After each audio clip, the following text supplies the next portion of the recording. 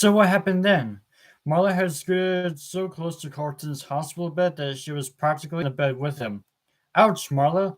The nurse said I need to sleep and I shouldn't be exposed to a lot of stress right now. He reached for a juice box nearby, but Marla pushed it out of reach. Oh, please. I'm practically am a nurse, and besides, I wanted to know what happened. Marla lifted a series of tubes and pulled them out of her way so she could get closer. Marla, those are attached to me. Those are keeping me alive. He searched frantically around his bedside table. Where's my panic button? Marla felt around the edges of the bed until she found the small device with a red button on it. Dana set it near E in her lap, nearly cleared it under her protection. No juice, no nurse. Tell me what happened. Where's Dad Clay? He lifted his eyes, searching the room until he found his father, who was standing by the window, his face tight with worry. I'm right here, he said, and shook his head. You gave us a scare, and it wasn't a practical joke this time. Colton grinned, but it was short-lived as he glanced around the small room in distress. Are the kids all right? He asked, not sure he wanted to hear the answer. They're safe. All of them, Jessica said quickly. All of them? Carlton said in joyful disbelief. Yes, you saved them. The last one. Jessica smiled. Is he okay? Carlton said it again for confirmation, and Jessica nodded. And Charlie? He said softly. Jessica and Marlene looked at each other unsure. We don't know, Clay said, stepping forward. I've been out to look for her, and I'm going to keep looking for her, but so far, he broke off, then cleared his throat. I'm going to keep looking, he repeated. Carlton looked down thoughtfully, then looked up once more. And what about hot Charlie? Marla slapped Carlton's shoulder and he recoiled. Marla, ouch, I almost died. This is blood on my bed. That's Kool-Aid. You spilled it all over yourself about an hour ago. Marla rolled her eyes. John? Carlton suddenly spotted him in the doorway, hanging back so far he was almost in the hall.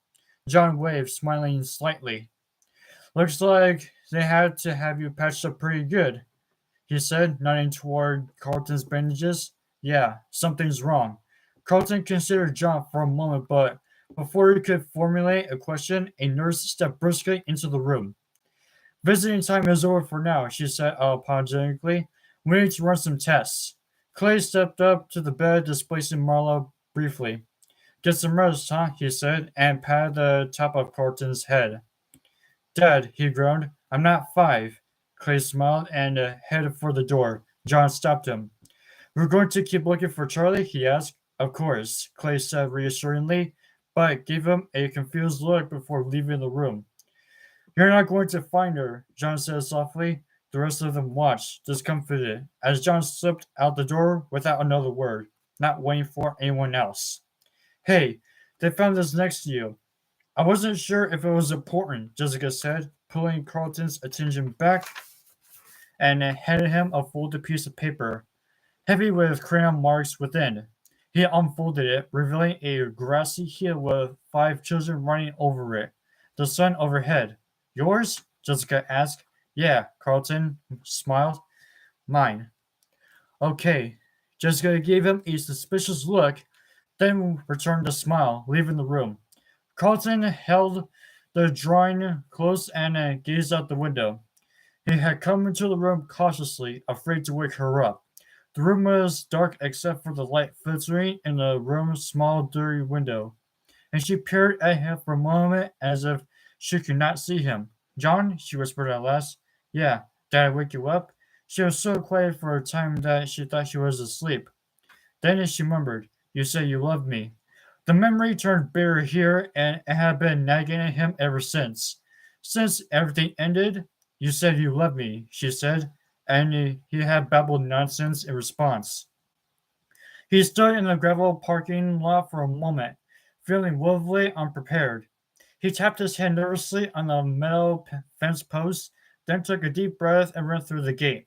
Slowly, he followed the path he had once watched Charlie take, hindered a little by the brace at his ankle.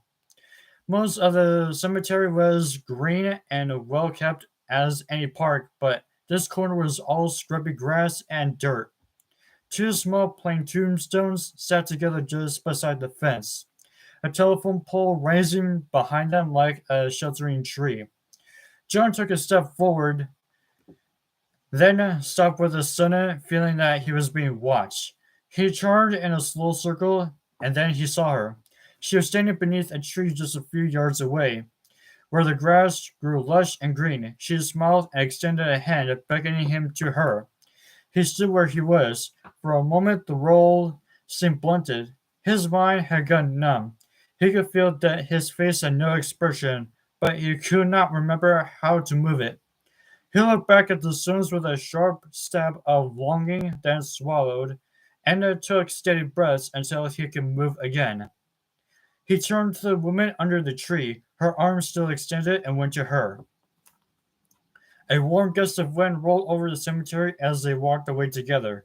The trees rustled, and a rush of leaves blew across the stones, ticking to some. Beneath the telephone pole, the ground swirled with waves, brushing against the two stones that sat next together in the setting sun. The first was Henry's, the other read, Beloved Daughter, Charlotte Emily, 1980 to 1983. From the telephone pole above, a crow caved twice, then launched itself into the sky with a flurry of wings. And that, ladies and gentlemen, is The Fourth Closet. Now, I will probably be doing The Silver Eyes that is in my brother's bedroom.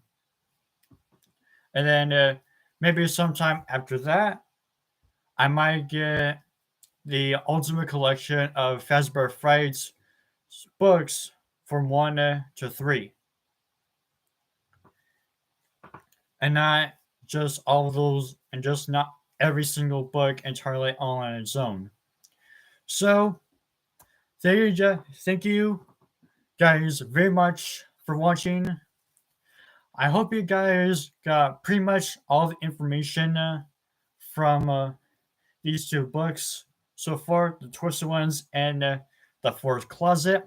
And sorry, have I been mixing up some words and pronouncing some of them very differently. But hey, it's just some knowledge that you guys probably haven't remembered in a long time, since 2017 to 2018 and 2015, once we get to The Silver Eyes. Anyway, guys, again, thank you guys for sticking with me on these live streams.